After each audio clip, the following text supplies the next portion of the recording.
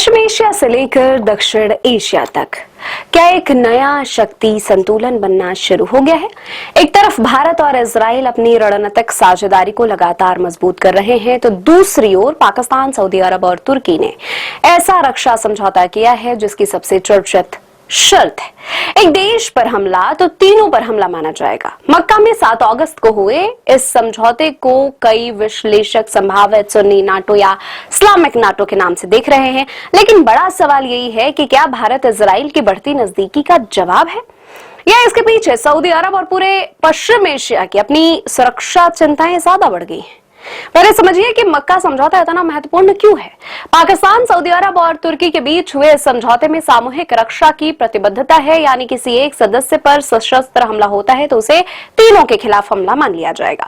ये प्रावधान नाटो की सामूहिक सुरक्षा व्यवस्था की याद दिलाता है, लेकिन इसे अभी नाटो जैसा पूरा सैन्य गठबंधन कहना थोड़ी जल्दीबाजी होगी। अब आते हैं भारत इजराइल कनेक्शन पर। फरवरी 2026 में प्रधानमंत्री नरेंद्र मोदी की इजराइल यात्रा के दौरान भारत और इजराइल ने अपने रिश्ते को special strategic partnership for piece, innovation and prosperity के स्तर तक बढ़ाया था। दोनों देशों ने रक्षा, सुरक्षा, साइबर, महत्वपूर्ण तकनीक, अंतरिक्ष, ऊर्जा और निवेश समेत कई क्षेत्रों में सहयोग बढ़ाने पर सहमति जताई थी। इसके बाद 4 जुलाई 2026 को भारत इजराइल द्विपक्षीय निवेश समझौता यानी BIA भी लागू हो गया। तो क्या पाकिस्तान, सऊदी अरब और तुर्की का मक्का समझौता इसी का जवाब है? जवाब है पूरी तरह हाँ कहना सही नहीं होगा, क्योंकि तीनों देशों की अपनी अपनी सुरक्षा जरूरतें हैं।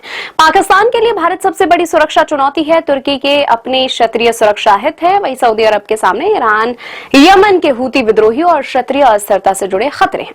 हाल की रिपोर्ट में इस समझौते को अमेरिकी सुरक्षा व्यवस्था पर निर्भरता कम करने और क्षेत्रीय सुरक्षा में ज्यादा आत्मनिर्भरता की कोशिश के तौर पर भी देखा गया है। यानी भारत इजराइल की बढ़ती रणनीतिक साझेदारी इस कहानी का एक हिस्सा जरूर हो सकती है, लेकिन पूरी कहानी नहीं है। अब भारत के लिए इसका मतलब क्या है? सबसे बड़ा सवाल सऊदी अरब को लेकर है।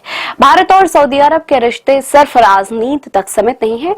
ऊर्जा, निवेश, कारोबार और भारतीय प्रवासियों से जुड़े संबंध बेहद महत्वपूर्ण हैं।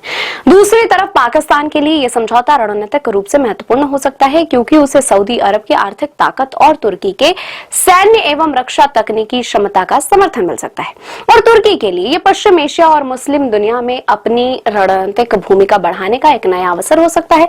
तो तस्वीर साफ है, मक्का समझौता भारत के खिलाफ बना सीधा सैन्य मोर्चा है। ऐसा भी कहना जल्दीबाजी होगी, लेकिन इतना जरूर है कि पश्चिम एशिया और दक्षिण एशिया में सुरक्षा समीकरण तेजी से बदल रहे हैं। एक तरफ भारत इजराइल की तकनीक, रक्षा और निवेश की बढ़ती साझेदारी, दूसरी ओर पाकिस्तान, सऊदी अरब और तुर्की का नया सामूहिक रक्षा ढांचा। अब असली सवाल यही है कि कौन किसके खिलाफ है। असली सवाल है क्या दुनिया के इस हिस्से में दो अलग अलग रणनीतिक ध्रुव आकार ले रहे हैं। आने वाले महीनों में इस समझौते की असली परीक्षा होगी और इसका असर सिर्फ पाकिस्तान, सऊदी अरब या तुर्की पर नहीं, बल्कि भारत, इजराइल, ईरान और पूरे पश्चिम एशिया की राजनीति पर पड़ सकता है।